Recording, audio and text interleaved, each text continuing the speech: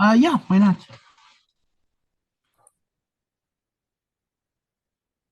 So, have you heard about Jewish Voice for Peace? Uh, I don't know if I heard about that specific one, but I could guess. I could guess what it is. I think I know what it is. Yeah. Yes. So I would like to ask if you think they're right in supporting Palestine rather than Israel, which is their home country.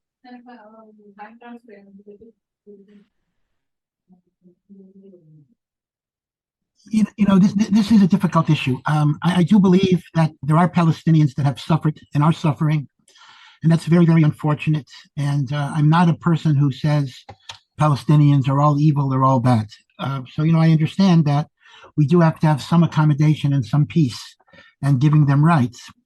But the problem basically is that since 2007, they have been controlled by Hamas as a terrorist organization.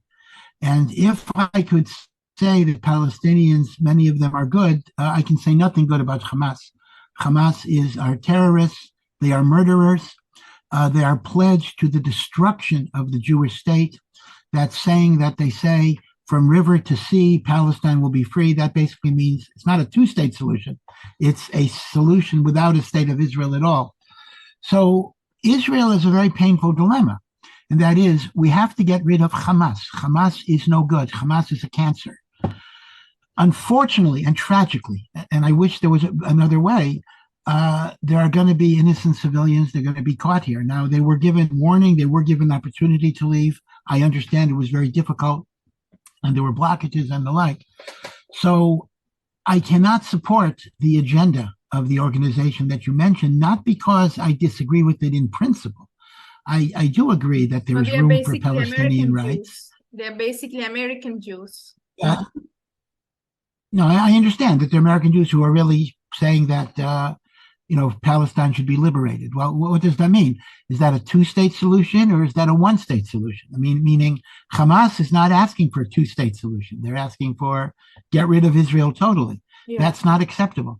And unfortunately, there are some Jews who actually go to that extreme. And I have to disassociate myself from that. Okay. So how is the situation in Jerusalem? Is it safe? Well, things can change every day. That's the thing about Israel. So far, thank God, I live right next to East Jerusalem. And so far, things have been stable, things have been peaceful. Yesterday, there was one incident where a policeman got stabbed by an Arab teenager. Mm-hmm. These things happen all the time. Mm-hmm. But overall, I can tell you, people are walking in the street, people are taking buses, people are going to work. You wouldn't even know. In a way, it's a little scary how peaceful it is. I hope it'll stay this way because Gaza is 100 kilometers from here. It's not so far. Yeah. But Jerusalem, God, has not felt so much tension yet. But, you never know what's going to happen. Things are a powder keg here, and things could change in a minute. So on October 7th, where were you? You were at your home when that incident happened? Well, remember that October 7 is a Jewish holiday. In fact, Yes, it's the I know, happiest Jewish holiday of the year. It's called Simchat Torah. So, as an Orthodox Jew, I'm not allowed to be on the phone. I'm not allowed to listen to turn on my computer. So, I was in synagogue. We were dancing with joy with the Torah scroll. And someone got news, and then we heard, and we didn't know all the details, but we heard that there had been a lot of deaths in the South. So that kind of muted our joy, but I really did not know any information till after the holiday was over. Okay, we'll move on to the next question. Okay. There was a slight raining season here, so the internet went off. Okay. Okay, the next question is, are you familiar with the term Abrahamic religion? Yes, I am, surely. So how differently is it portrayed in Quran and Islam and Christianity? Well, Abraham, in a sense, is the founder of three religions. These are called the Abrahamic religion. He's obviously the first Jew, and the Jewish people are descended from Abraham. Now, Christianity itself, Jesus was a Jew, and Jesus and most of his apostles were Jewish as well. So Christianity directly emanated from Judaism, although we differ with it in many ways. Now, Islam is not, Islam traces its connection to Ishmael, who was Abraham's other son. So, in effect, we're all brothers and sisters coming from this common great, magnificent ancestor. And we should live in peace and we should care about each other for sure. But that doesn't mean that we agree with each other's theology. Obviously, we are three different religions, and there are many teachings in which I cannot agree with Christianity and Islam, and they cannot agree with Judaism. So the differences exist, but they don't have to turn into animosity, hatred, violence, and bloodshed. And there ought to be a way. That's why I applauded what were called the Abrahamic Accords with Dubai and the Emirates. I thought that was a gigantic step and almost a miraculous step forward, which unfortunately has gone to the back burner or has been derailed because of the recent violence. I hope that when things get a little more normalized, we will go back to that approach of, bridging the gaps and allowing people to work together. Just in terms of economics, just in terms of dollars and cents, it's tremendously advantageous for the Arab world to make peace with Israel. Israel has a very strong economy, and the Arab nations would prosper a lot with their interactions with Israel. So, and I think they realize that. They do realize that, and that's why they were going along with it. I just hope this will not be a permanent derailing. You know about the story of Jacob and Esau, right? Yes. So can you give a character sketch of both of them? A character analysis. Well, yeah, Isaac, who was Abraham's son, was married to Rebecca. Yeah. And Rebecca carried twins, and they came out at the same time. Esau is the older twin, and he came out red and hairy. And Jacob is the younger twin who came out smooth. And the Jewish people are descended from Jacob.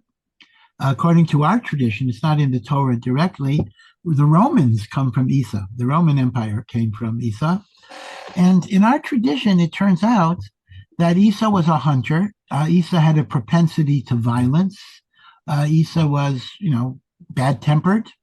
And as a result, God's covenant was more with Jacob than with Esau. But still, we do have a fraternity. We do have a certain brotherhood in that way. But as I say, in rabbinic tradition, Esau became Rome, and the second temple was destroyed by the Romans. So we consider that to be Esau. So Jacob was more suited for the role? Yes, Jacob, Esau was a hunter. In other words, he lived with a certain degree of violence. Jacob was studious. Jacob meditated on God. He studied God's law. And therefore, Jacob was considered to be the more suitable. Now, remember, Isaac actually wanted to bless Esau before he died. Yes. And it was Rebecca that made Jacob put on hairy goat skins to masquerade as Esau. So that does raise an interesting question, because in some ways, Jacob got the blessing by deceiving his father. Interesting question. But Rebecca saw this as necessary, meaning Isaac did not fully understand the evil of Esau. He was blind, and blind also means in a spiritual sense. He didn't see the problem with Esau. Rebecca was the mother, and she saw more clearly, and therefore she said this was a necessary evil that had to take place. Okay, the next question is, can you explain more about Zionists, about how they helped in forming Israel? Yeah. So this is a very, very interesting question. This is a big controversy among Jews even today. And that is, the land of Israel was always the land of the Jewish people. We certainly pray for it. It goes back to the Bible. It goes back to Abraham, etc. However, we know that the temple was destroyed in the year 70. And since then, Jews were living mainly in exile. Now, and many had the belief that the Jewish people will not have a state until the Jewish people will not have a state until the temple is rebuilt and the coming of the Messiah. To this day, there are religious Jews who are against the state of Israel because they feel that until the Messiah comes, we have no right to establish our state. They are actually in favor, as strangely as it is, they are in favor of the abolishment of the state of Israel. So they consider Zionism to be opposite of Judaism. And they say a good Jew would have to be an anti-Zionist. Now, that is a fairly extreme position. That is not a mainstream position, but that is a position. So I don't want to dismiss it. I think most of us feel, most Jews feel, that a Jewish statehood, even though we have issues with Israel, different issues, Jewish statehood is a good thing. It's giving the Jewish people a home. It's allowing the flourishing of Torah study and religious worship. It is a haven for persecution. It is a force for good in the world. And therefore Zionism really dates from the 19th century. Theodor Herzl, other people. Now, there is secular Zionism and religious Zionism. There are different variations. There are Zionists who do not practice the Jewish religion. They're Jewish, but they don't keep the commandments. That's secular Zionism. Herzl himself was not an observant Jew.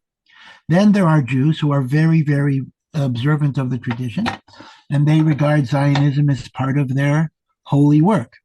So the Jews are arrayed on a big spectrum of differences. You have Jews who are anti-Zionist, absolutely anti-Zionist. You have Jews who are pro-Zionist, but they don't connect it to religion. And then you have other Jews who are pro-Zionist who connect it to their religious beliefs. So there are all types, but I do believe that most Jews, even if they disagree with some decisions that Israel makes, are supportive of the state of Israel and are happy that we have a state of Israel. So is idea of Zionist? Yeah. They are? Well, Zionism, well, it depends what you mean. As a movement with the name Zionism, it is only 19th century. It's the mid and late 1800s.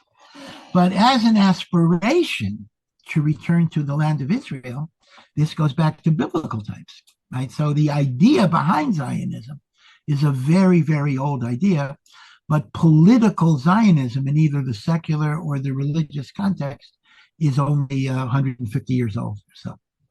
So what exactly is the source of anti-Semitism?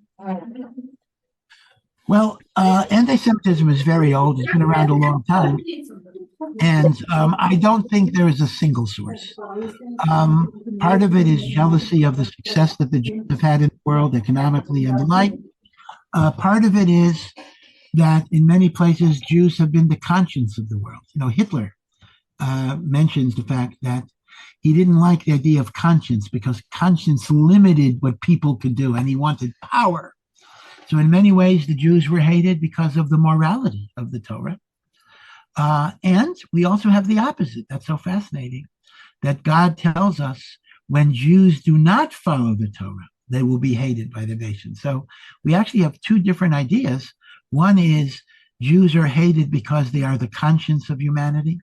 And the other is Jews are hated when they don't follow God's laws. That's what God does. In a way, it keeps us separated. When we want to assimilate too much, so God causes them to hate us, so we have to be separated. We can't intermingle, we can't intermarry, and things like that. So is conscription compulsory for every Jew? You mean in the army? Conscription meaning the draft in the Israeli army? Draft. Yeah. So it depends. Under the laws of the state of Israel in 1948, David Ben-Gurion, who was the first prime minister, agreed to exempt full-time rabbinical students from conscription into the army. Now, the reason he agreed was, at the time, there were only a few hundred of them, and he thought that they would die out. Now, there are thousands and thousands, and that is why Israeli law is in the process of being changed, in which they are repealing the exemption, and they want to draft yeshiva students, but that's a lot of controversy. There's a lot of demonstrations, and it goes back and forth, and the like. Now, similarly, I would say women. There are, of course, women in the army, Yes. But a religious woman can be exempt from military duty on religious grounds in the state of Israel, but she may have to do what is called national service. Sheirut Leumi, like work in a hospital or something like that. So I would say that in Israel, conscription is fairly universal except for rabbinic students and women. And the truth is, very religious people, even if they're not full-time rabbinical students, usually can get exempted as well because they feel that the moral fiber of the military is very detrimental to their spiritual growth. But this is controversial because there's another branch of Orthodox Jews who actually believe in combining yeshiva study and military service. So they actually encourage their students to serve in the army, combining it with their rabbinical studies. So you have many religious Jews who are against military service, and then you have some religious Jews that encourage military service as part of their service to the nation. The one thing I do want to say, though, is that whatever your position regarding compulsory military service, we have to be grateful to the soldiers for what they're doing. That could never turn into disparaging the soldiers. That would be ingratitude. That would be a very, very bad thing.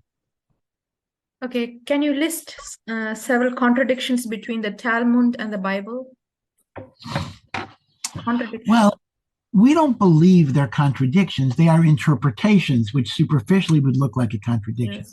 Probably the most outstanding one is the famous verse, God will exact an eye for an eye. Yeah. That's called lex talionis. Yeah. Now that literally means if I knock out your eye, you get to knock out my eye. Yeah. The Talmud rejects that interpretation and it interprets it as compensation. If I knock out an eye, I have to pay the value of an eye, however it's assessed. So that's a very clear example of where a Talmudic interpretation is overriding what would be the literal meaning of the verse.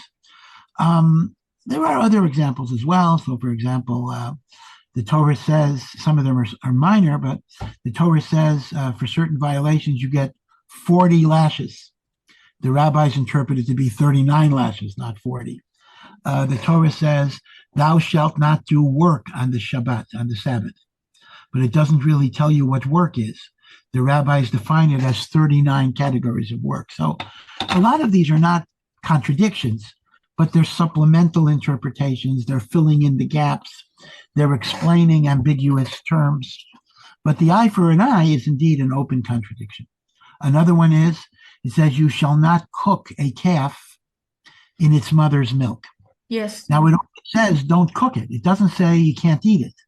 And yet the rabbis interpret that because it says it 3 times, you shall not cook, one means don't cook, one means don't eat, and one means don't sell. So they're taking a word that says don't cook, and they're giving this interpretation, don't eat it and don't sell it. Okay. The next question is, when the Pharisees asked Jesus for a miracle, he said the only miracle you'll have is the miracle of Jonah. Huh? Yes, and he compares that to his reincarnation, right? Yes.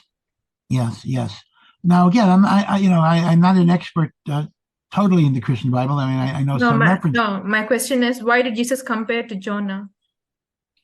Why is Jesus compared to Jonah? Yeah. Well, again, it's not my expertise, but I would venture to say that Jonah was in a whale, and he was in total darkness, and there was no escape, and yet he was able to emerge from the darkness to the light.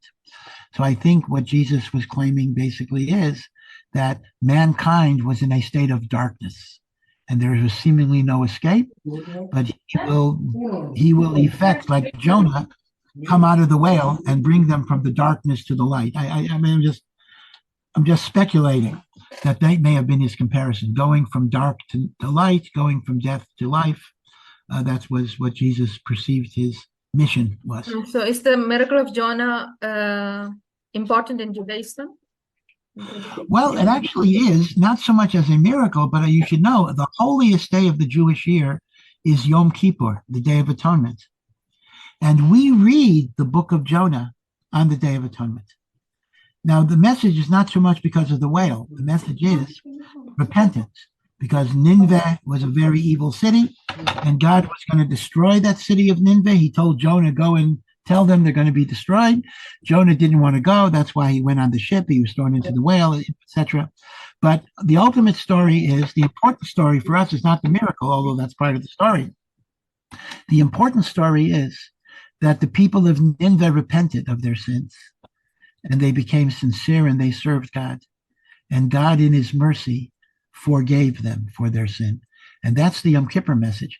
And it's very important that Yom Kippur message is not only for Jews, but also for Gentiles, because the story of Jonah involves a Gentile city, not a Jewish city. So we look at the book of Jonah not so much as a whale story, although it is. We look at it as a repentance story. That's the meaning of it for us. Okay. Thank you very much for your time. Thank you. I wish you a lot of success, and you be well. Take care. Okay. Thank you. Bye-bye. Shall we?